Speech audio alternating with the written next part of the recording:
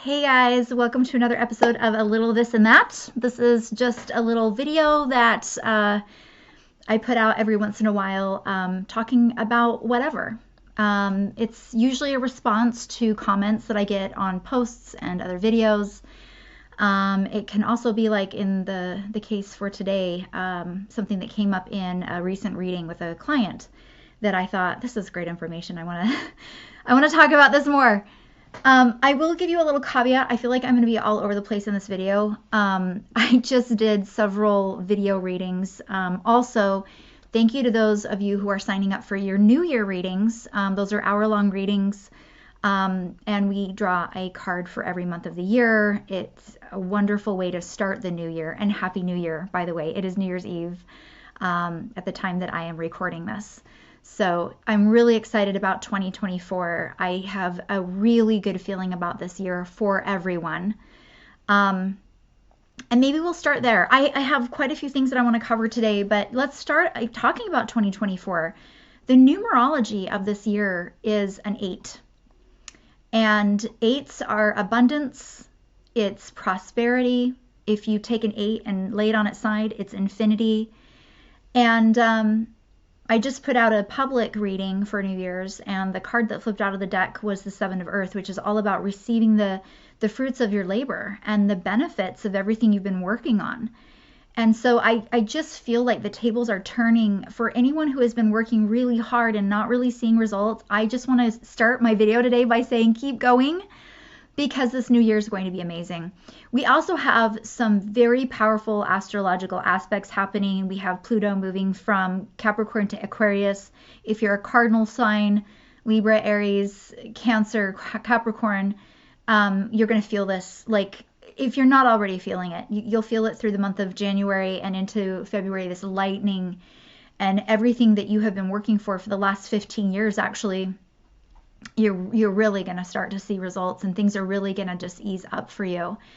I think for humanity, Pluto going into Aquarius is really going to help us become community oriented again. The 2020, we had to kind of leave our communities, especially physical interaction. Our communities kind of started online, which is wonderful. But we're missing personal touch, and we're missing face to face. And so I think that the next 15 years are going to be people understanding how important their neighbors are. They're the physical people in their lives, and balancing that with online communities like this one. So we're just going into lighter times. I don't really care what the news is saying.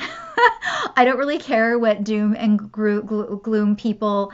There are powerful influencers and even like highly spiritual people that are like predicting all this madness. And I want to be someone to tell you that I just don't. I don't see it that way, and I don't believe I'm looking through the world, at the world through rose-colored glasses. I do feel that I am clearly seeing an evolution in humanity, and we're a part of that. If you're watching this, I'm sure that your vibration has put you in a place where you can have this conversation and not go into doom and gloom, that you understand that this is where we're going. And there are some of us who are kind of like already there in a really good place, vibrationally holding that space. And I invite you to be there.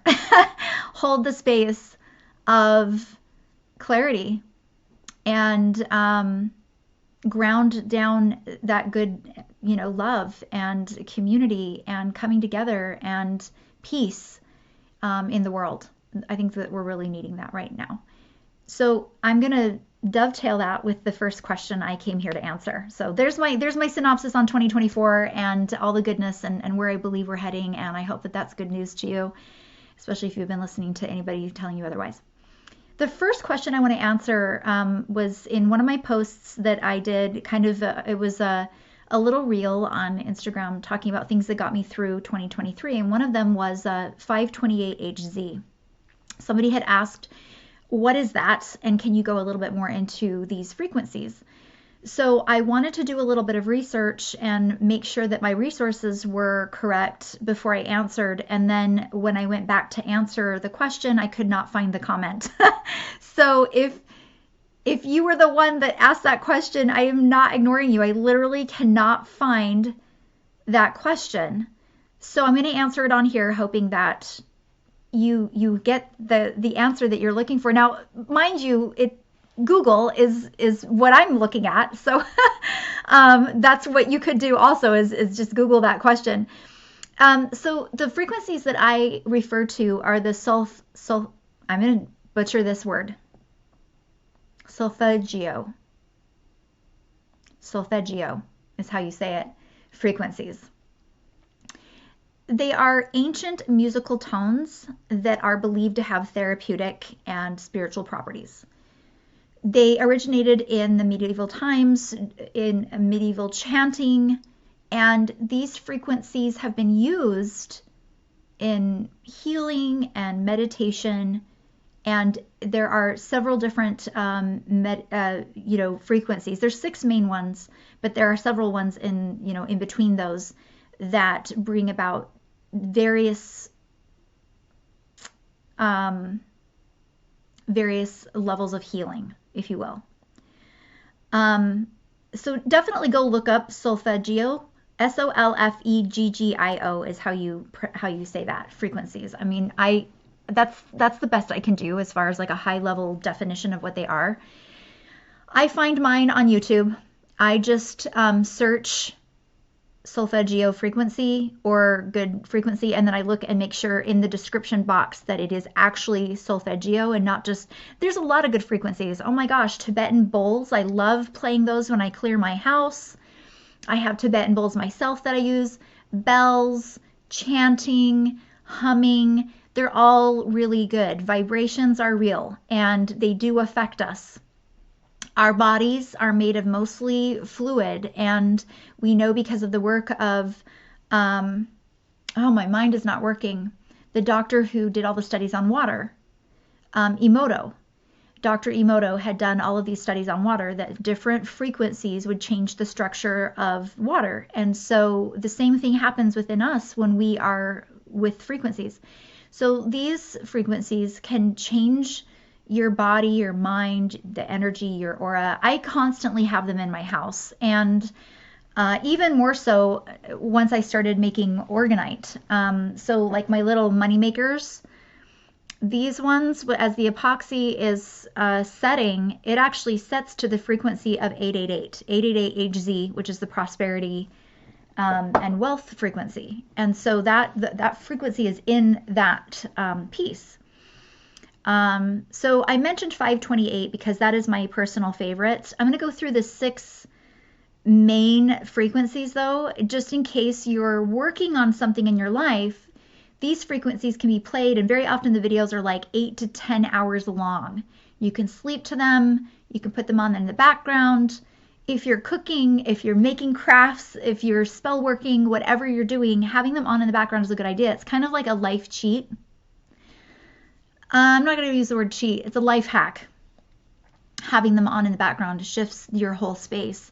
So 369 hertz is known for releasing feelings of guilt and fear, promoting a sense of liberation. 417 HZ is it facilitates change. And from what I know, 417 is very close to like Mama Earth, Gaia. So if you're like needing to get grounded, 417 is a good one. 528, my favorite one, it is actually referred to as the miracle tone. It is the vibration of unconditional love and a very healthy heart chakra. So this is a very gentle frequency that when you have playing out in your environment, that just, to me, it just infuses my house with love and that beautiful, supreme, beautiful light. 639 is the next one. It encourages harmony. So if you are in any sort of conflict, 639 is really good. 741 is solving problems. So if you are more up in your head and your doomsday, catastrophizing in your head and you really need to like see clearly and solve problems, that's what 741 is for. And then 852 is associated with the crown chakra, and it really helps you see and connect to the cosmos. Now, those are the main ones. That is such a brief description. Do your own searching. And there's ones, in between that. I also love 888 frequency. Like I said, I use that for this. 1111 frequency is also beautiful. So play around with them and see which ones you like. See what life is like when you have them in your space. When I say that 528 hertz got me through last year, it's true. I was so kind of involved in like more left brain things with my corporate job that I really needed that as a balance to keep this more heart vibe there.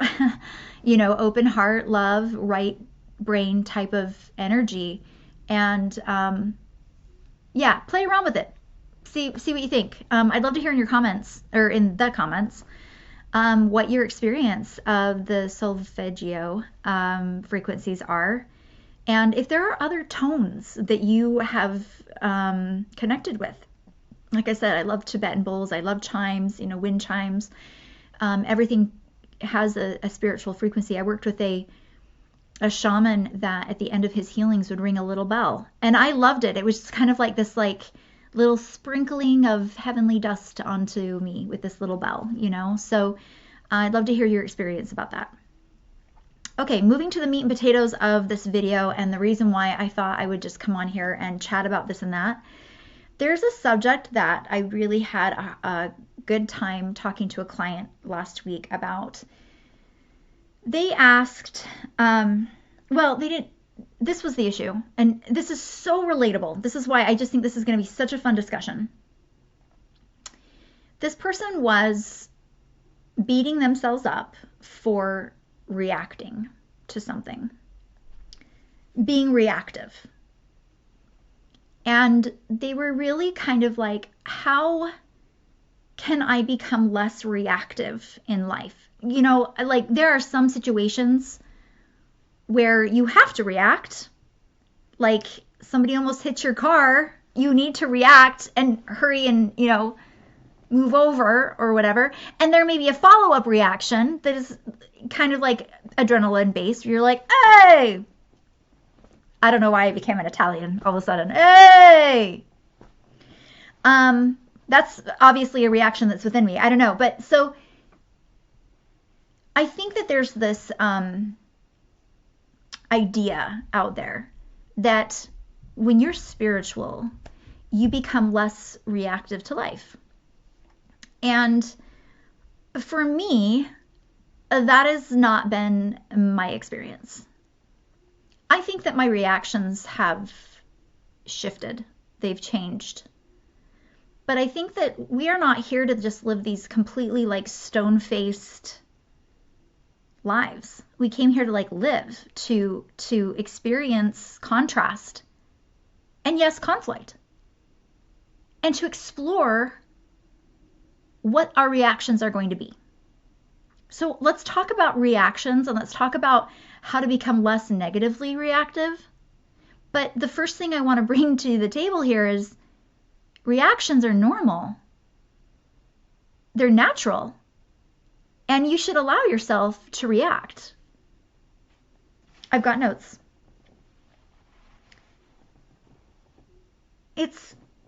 To me, there's a couple things going on. So the first thing that I want to look at is the situation that presented itself that you are reacting to. If we indeed live in a universe where what we are putting out there is coming back to us in some way, that there's a mirror going on, then what is going on in front of you is there because of the law of attraction, or, well, because of that, because you're vibrating in a certain way and you have attracted a situation in front of you. So I think that that's the first thing to look at, is what you're reacting to, you attracted, and that is information. And I think that our reactions to things change when we look at it as, oh, here's information for me. This is happening in front of me. what is going on with me that I ended up here in this situation with this circumstance that I now am reacting to. So I think that that's the first thing, is like, whatever you're reacting to, really look at how was I a part of this? And it's information to change your thoughts, change your beliefs, and change your vibes to bring you less things that you're going to be reacting negatively to. It's almost like it's a natural consequence to your own vibration that's right in front of you. And then we react to it, and that negative reaction basically just propels it, because there's a lot of energy that goes out there when we react big to something.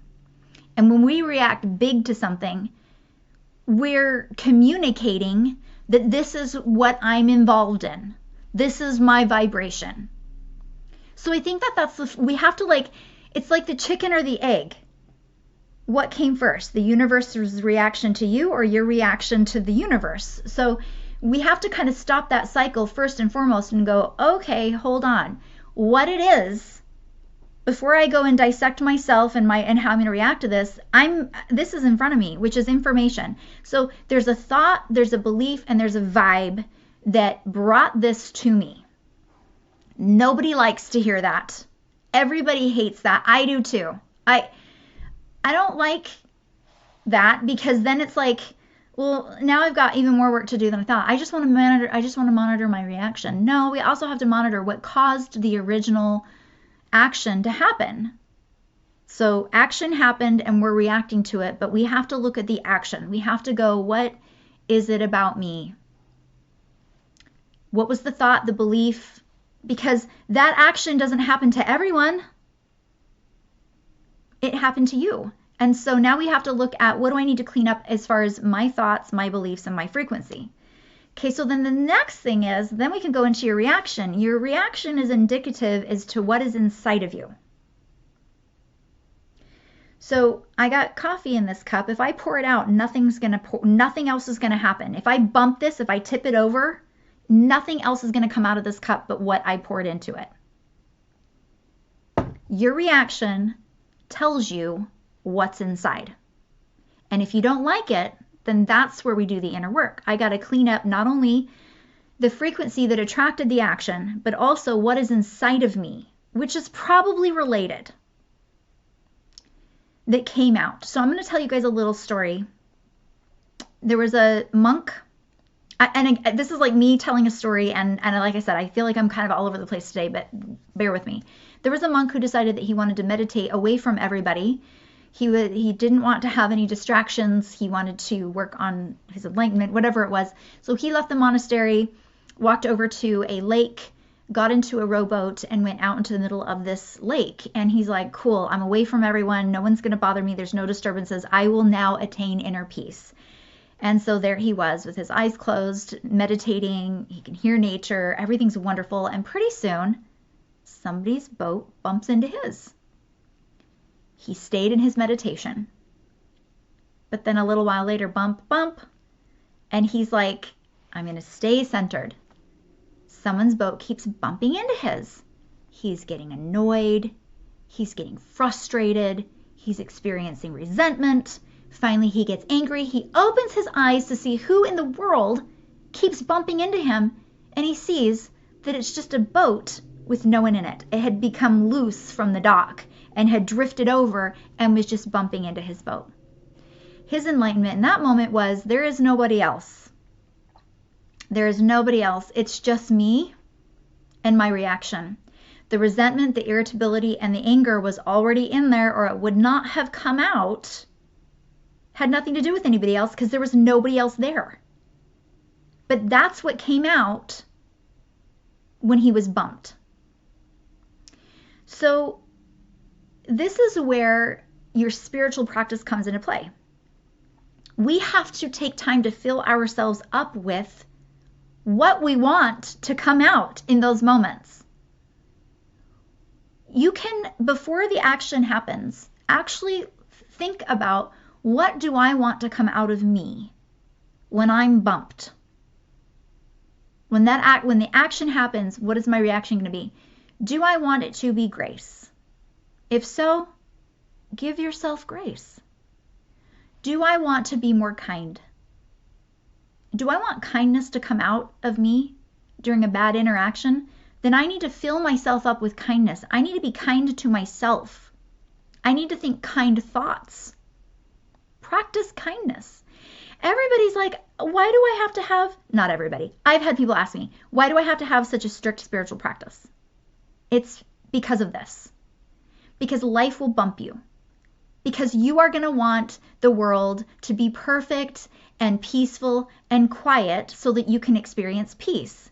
But the world is not always perfect and peaceful and quiet. There's people and there's circumstances, and you don't know peace if you only feel it when the environment is perfect. You don't know peace until you can conjure that up, and that is what comes up and out of you when you're bumped by life, which will inevitably happen because that's why you're here. You're here to get bumped around and to look at that as information and go, wow, I had a bunch of anger come out. I don't want to be angry. And so instead of being angry at this person, I need to go and figure out why so much anger is coming out of me. Has nothing, there's nobody else. It's just you and your reaction.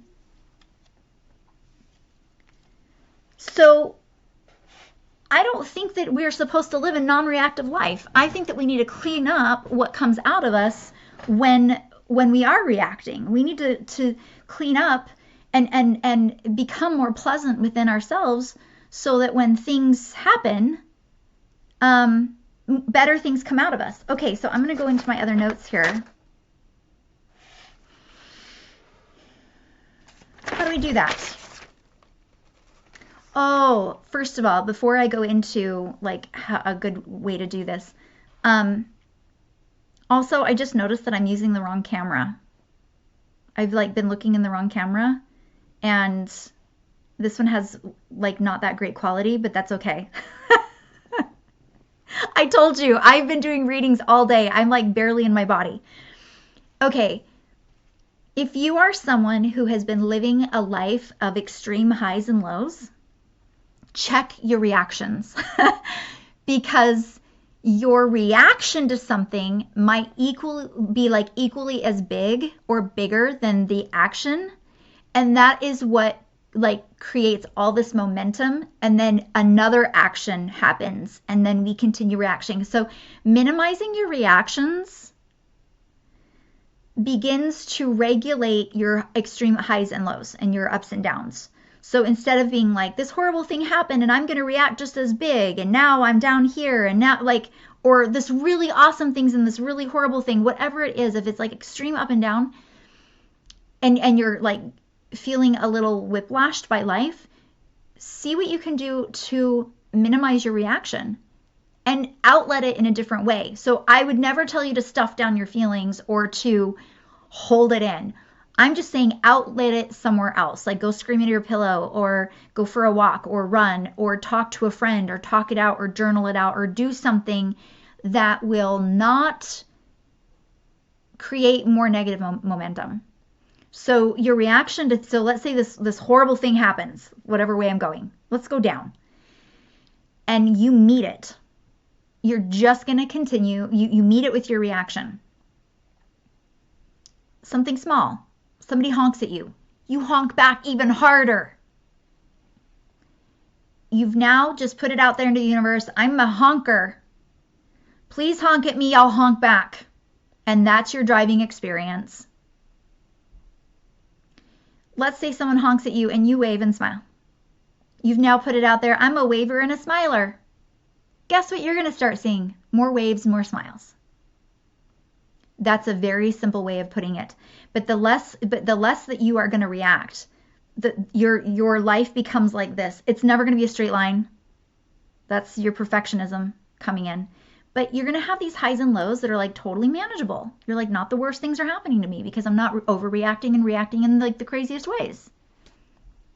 So I'm going to give you guys a little recipe or a formula in how to maybe start your process of monitoring this. You want to start your day off in a really, really good way. Again, I go back to your spiritual routine, your spiritual practice, and what you're doing. This is another reason why you want to do this. So you get up in the morning. What do you need to pour into you? It almost looked as if I was telling you to pour coffee in you. This was my example. Again, there's coffee in here. If I pour it out, that's what's coming out. What do you want to pour out of you, though? You can pour coffee in you. That's fine. But you might also want to be pouring light into yourself. Okay? So the first thing in the morning, light shower, light bath. You're visualizing light. You're using 528HZ. Turn it on, your phone, your speaker, your TV, whatever. Put this into you. Your morning affirmations. You get up, you look at yourself in the mirror, and you're like, hey, you. You're looking mighty fine. You are very beautiful, and we're going to have the best day ever. High five. Fill yourself up with that grace, with that kindness. Go into your kitchen. Not only am I going to have whatever I'm going to drink, but I'm going to make myself something very healthy. I'm pouring health into my body. I want these things to come out. When somebody inevitably bumps me today, I've already filled myself up with love, with kindness, with beauty and grace and health and clarity. I had an intention for this day, right? I have an intention for this day. And if somebody bumps me, I can go back into that intent. My intention was to be less reactive today. Not less reactive, but for my reactions to be less negative. You want to be really conscious about, how do I want to feel today? And marry that. Get into a union with that. Commit to that. So that when something happens, when that action happens, you've got something to hold on to. Man, this person was super mean. It's someone who actually meant a lot to me, and now they're being mean to me. How do I want to feel today? Not the way they're trying to make me feel. I have something better in me that wants to come out.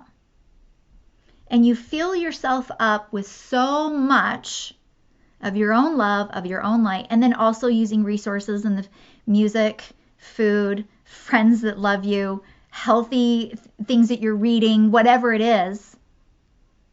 And it's almost like, if you didn't see my last this and that, we talked about filling yourself up with so much goodness that there's just, it just flushes out the bad. It just flushes out the negative. And so this is another way of saying this, and another angle to what happens when you're so dedicated to your joy, your peace, your love, your light, the way that you want to live. You've got to just get married to it. Put a ring on it. This is the way I want to live. And if I veer from that, it's almost like cheating on it. This is the lifestyle I want. This is the woman or the man that I want to be. And anytime I react, anytime there's anything else that comes out of me, I've got to put that into check. I've got to look at it as information. Oh, I still have a little work to do. 1, to clean up my vibration so that I am not put into the situation in the first place. 2, figure out what's inside of me based on what came out of me when it happened. Forgive yourself. Forgive the world. Love yourself. Love the world. Simple but hard. But I know you can do it. You wouldn't have made it this far in the video if it wasn't for you. It's for you. You've got this. You can do this. Work on it. It becomes a lifestyle. It'll become a habit. And before you know it, you're going to be like, what? What extreme situation? I'm good. And if an extreme situation does happen, if it happens in front of you, you'll start looking at it as, oh, I'm here because I have the right reaction to neutralize this for everyone involved. That's high level. That's mastery, where it no longer becomes about you. It has to become about you at first so that you can become that vessel. But pretty soon you'll realize I'm here not necessarily for me, but because I'm the right light. I'm the right frequency. The universe put me here because I can neutralize this for everyone. And that's when you know you're in mastery. So I hope you guys liked a little bit of this and that. Definitely leave your thoughts in the comments. We can continue the conversation. We made it through the weird week of the year, that portal of not quite the end of the year, but not the beginning of the year yet. Tomorrow is New Year's Day. I want to wish you the very best in the new year. And I just know that when we are putting these practices to practice, that things get better. And I do believe that 2024 is going to be better for every single one of us. Every soul on the planet is going to have a better year. Even those in extreme warfare, horrible, low situations, start believing for them. Start believing for them. Things are going to get better. I just know it. So with that, I am going to send you and the whole world all my love, so much light, and everything right. Angel blessings, everybody.